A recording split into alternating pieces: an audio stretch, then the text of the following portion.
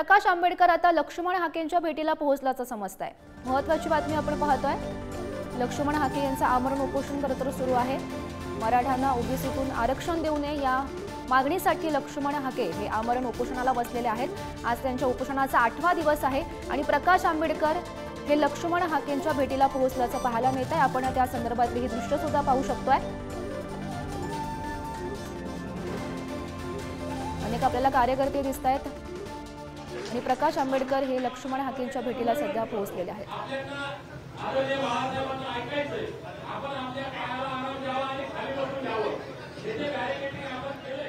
तर मराठ्यांना ओबीसीतून आरक्षण देऊ नये या प्रमुख मागणीसाठी लक्ष्मण हाकेंचे हे उपोषण सुरू आहे। गेल्या 8 दिवसांपासून ते आमरण उपोषणाला बसलेले आहेत। खरं तर अनेक नेते त्यांना भेट देऊन गेलेले होते। आता आपण ही दृश्य पाहतोय। प्रकाश आंबेडकर त्यांच्या भेटीला पोहोचलेले आहेत। या संदर्भात माहिती देत आहेत आमचे प्रतिनिधी सचिन जिरे सध्या आपल्या सोबत आहेत। सचिन, आपण दृश्यांच्या माध्यमातून सुद्धा पाहू शकतो प्रकाश आंबेडकर हे लक्ष्मण हाकेंच्या भेटीला पोहोचल्याचं सध्या समजतंय।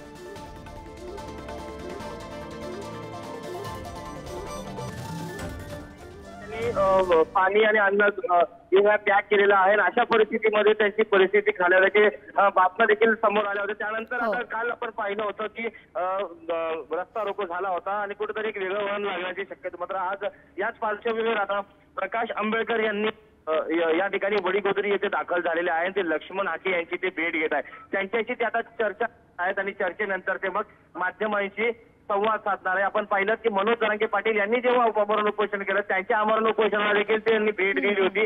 त्यावेळेस देखील त्यांनी मत दर्शवलं। आता ते नेमकी कुठली भूमिका घेतात याकडे सर्वांचं लक्ष लागलेलं। आता सध्या या घडीला प्रकाश आंबेडकर हे उपोषणाच्या स्थळी दाखल झालेले आहे आणि ते दोन्ही जे उपोषण करते त्यांच्याशी सध्या ते चर्चा करतात। यानंतर ते माध्यमांशी संवाद साधणार आहेत। गौरी, नक्कीच सचिन काय एकंदरीत चर्चा सुरू आहे या दोघांमध्ये, काही माहिती मिळते का? या ठिकाणी सध्या तरी समोर येत नाही। आता सध्या चर्चेला सुरुवात झालेली आहे। अजून देखील चर्चा सुरू झालेली आहे, मात्र तब्येतीची विचारपूस सध्या करीत आहेत आणि यानंतर अशा पुढे ज्या ज्या विषयावरती हे त्यांच्या चर्चा होतील ते समोरच येईल। मात्र आजच्या घडीला प्रकाश आंबेडकर ते दोघांच्या तब्येतीची विचारपूस करीत आहेत। आतापर्यंत जे झालेलं आंदोलन आहे त्याची ते माहिती घेत आहेत।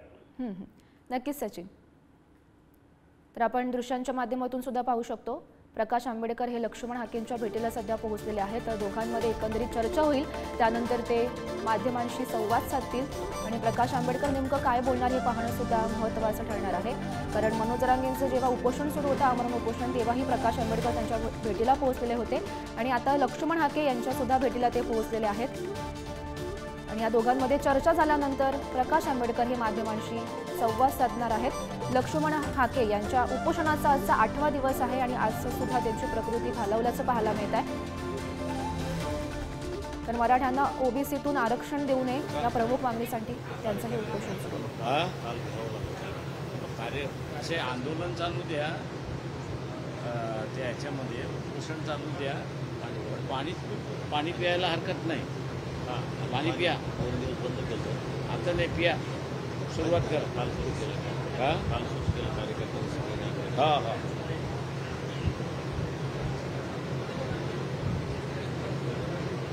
डॉक्टर बाबासाहेब आंबेडकरांचे ओबीसीवर अनंत उपकार आहेत आणि ज्या ज्यावेळी ओबीसीच्या आरक्षणाचा ओबीसीच्या हक्काधिकारांचा प्रश्न येतो त्यावेळेस खऱ्या अर्थानं बाबासाहेबांचे अनुयायी म्हणणाऱ्यांनी आणि बाळासाहेब आंबेडकरांनी कायम ओबीसीच्या हक्काधिकाराच्या संदर्भात न्यायासाठी मांडण्याची भूमिका संदर्भाची भूमिका घेतलेली आहे। मी या ठिकाणी आदरणीय बाळासाहेब आंबेडकरांना विनंती करतो की त्यांनी या ठिकाणी आपल्या भावना व्यक्त कराव्या।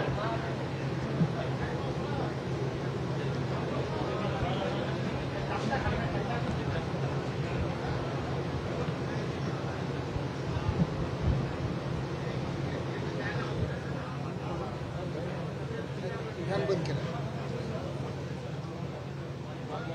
नवनाथ बाबू, प्राध्यापक लक्ष्मण हाके आणि प्राध्यापक नवनाथ बाबू आणि हाके या दोघांचं असतं ओबीसी आणि भटके होतं यांचं आरक्षण अबाधित राहावं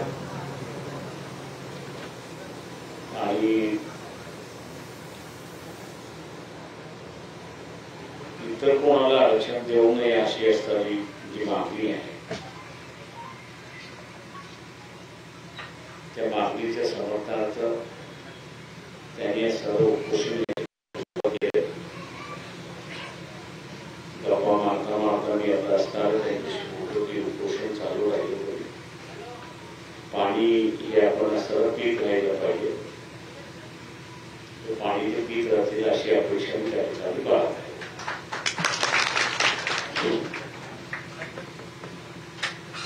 खरं म्हटलं तर शासनाने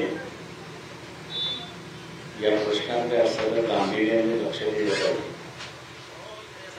त्यामुळे मला जी काही माहिती मिळते त्या ठिकाणी जिल्ह्यामध्ये निवेदन देणं चाललेलं आहे, आंदोलन देणं चाललेलं आहे आणि मोर्चे सुद्धा काढण्याची तयारीमध्ये आहेत अशी स्पष्ट. महाराष्ट्रामध्ये सामाजिक सलोखा हा राहिला पाहिजे या दृष्टीने ती पावलं टाकली पाहिजे. ती शासनाकडून मला सर्व करताना त्या ठिकाणी दिसत नाही. अनेक वेळा महाराष्ट्रामध्ये मागच्या 5-1 वर्षामध्ये ओबीसी आणि मराठा समाज असा अनेक वेळा आमने सामने आलेला आहे. शासनाला सुद्धा अनेक वेळा या संदर्भातला असणारा समज त्या ठिकाणी आणि जाणीव करून सुद्धा दिलेली आहे. ही परिस्थिती सुटत आहे. बेरोजगारी ही अजून त्याच्यामध्ये बरे झाले. आपल्याला थोडंफार करण्याचं असणारं साधन मिळालेलं आहे, शाश्वत मिळालेली आहे. त्याच्यावरती हमला होतोय की काय आणि तेच निघून जातोय की काय त्याची असणारी चिंता ही भटक्या मोठ्या ओबीसी समूहाला आहे अशी परिस्थिती आहे. तेव्हा ही जी भीती आहे या भीतीला कुठेतरी आपण असणारं हात घातली पाहिजे, चर्चा केली पाहिजे आणि जे राजकीय पक्ष आहेत आणि ते राजकीय पक्षांचे नेते जे आहेत त्यांना भूमिका घ्यायला आपण सांगितली पाहिजे आणि त्यातून असं मार्ग काढला पाहिजे असं त्या ठिकाणी मागतो. पक्षाच्या वतीने जे आहे ते आम्ही आमची भूमिका त्या अगोदरच जाहीर केलेली आहे. ओबीसीचं असणारं आरक्षणाचं दाब हे वेगळंच असलं पाहिजे. त्या मॉडेलमध्ये निर्माण केलेलं आहे आणि त्यावेळेस अनेक मुद्द्यांचा उहापोह त्यावेळेसही झाला होता, निकाली लागला. मंडळ कमिशन हे असताना 80 साली आज होतं. आज आपण असताना 2024 मध्ये आहोत. 44 वर्ष होऊन गेलेली आहे. समाजामध्ये चढ उतार हा होत असतो. तेव्हा नवा कुठला तरी वर्ग निर्माण होतो की त्याला शासनाच्या मदतीची आवश्यकता असते. ही परिस्थिती लक्षात घेता ज्यांना आवश्यकता झालेली आहे त्यांना कशा पद्धतीने असताना मदत करायची याचा सुद्धा शासनाचा स्वतःचा अधिकार. पण एखादी व्यवस्था सेटल झालेली आहे म्हणजे जी शाश्वत झालेली आहे तिच्यामध्ये आपण असं गडबड करण्याचा प्रयत्न केला किंवा कोणातरी घुसळण्याचा प्रयत्न केला तर मग सामाजिक दृष्टीने असणारा सलोखा जो असतो बिघडला जातो आणि ज्याला इंग्रजीमध्ये आपण म्हणतो की टेन्शन, तणाव हा असणारा त्या ठिकाणी निर्माण होतो आणि आज तणाव निर्माण झाला अशी परिस्थिती आहे. शासनाला माझी विनंती आहे की हा तणाव एक मर्यादेच्या पलीकडे जाता कामा नये आणि शासनाने ताबडतोब याच्यामध्ये लक्ष देणार आहोत. शासन लक्ष घालील अशी मी त्या ठिकाणी अपेक्षा बाळगतो की पक्षाच्या वतीने ओबीसीचं आरक्षण हे ओबीसीनाच असलं पाहिजे हे भूमिका पुन्हा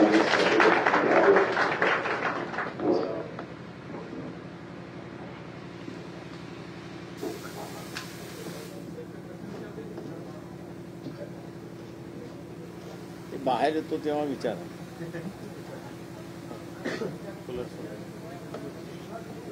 हे कूलर चालू करा.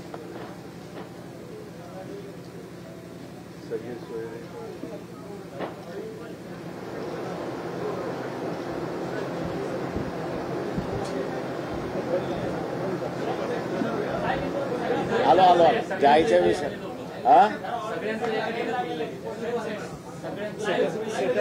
अच्छा लाईट लागलेला आहे.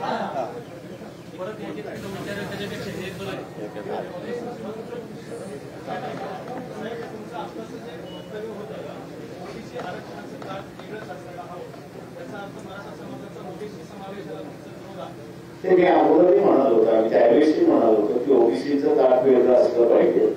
आम्ही मराठा समाजाचं असणारं जे आरक्षण आहे टिकावून घ्यायचं असेल तर त्यांचंही ताट वेगळं असलं पाहिजे. हे मीस काढण्याचं जे काही चाललेलं आहे ते टिकेल असं मला त्या ठिकाणी वाटत नाही. आणि त्याच्यावरचे असणारे दोन निकाल हे सुप्रीम कोर्टाचे आहेत. त्याच्यामुळे मला वाटतं असतं सरकारने ना ओबीसीनं फसवावं आणि ना मराठा समाजाला फसवावं.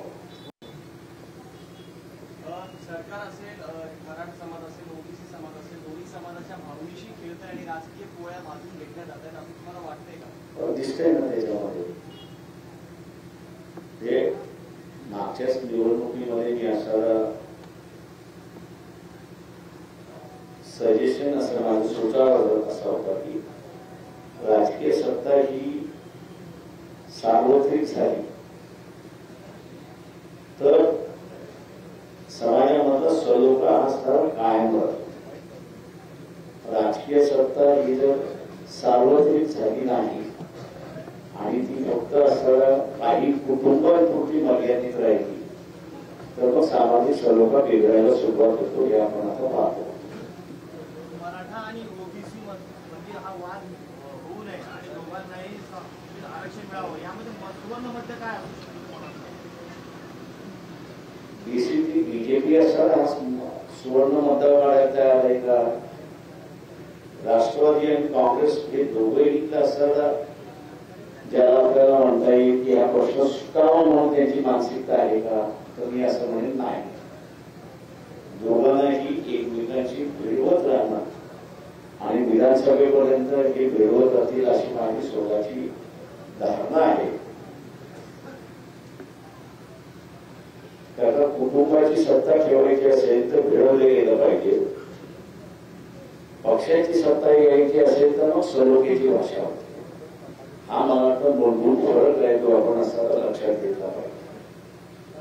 जी सध्या आंदोलनं सुरू आहेत म्हणजे जरंगे पाटलांचं आंदोलन झालं किंवा ओबीसी एकत्र झाला त्याचा राजकीय फायदा सुद्धा महाविकास आघाडीला झाला आहे. त्याचा फटका भाजपलाही आणखी तुम्हालाही बसला. ते माझ्या मागच्या निवडणुकीचं बोलत असा मागच्या निवडणुकीचं असताना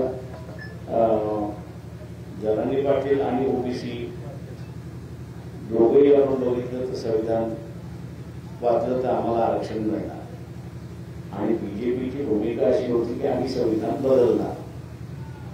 तेव्हा संविधानाच्या बाजूने निकाल लागला. आता कोण थांबवू शकतं आम्ही की महाविकास आघाडी? जनतेचा कल हा महाविकास आघाडीकडे गेला ही वस्तू. लक्ष्मण हाके बोलताना म्हणाले की जर भाजपचा डीएनए ओबीसी असता तर ते आतापर्यंत त्याची दखल घ्यायला आले असते. ते म्हणून मी असे म्हणालो ना की बेसिकली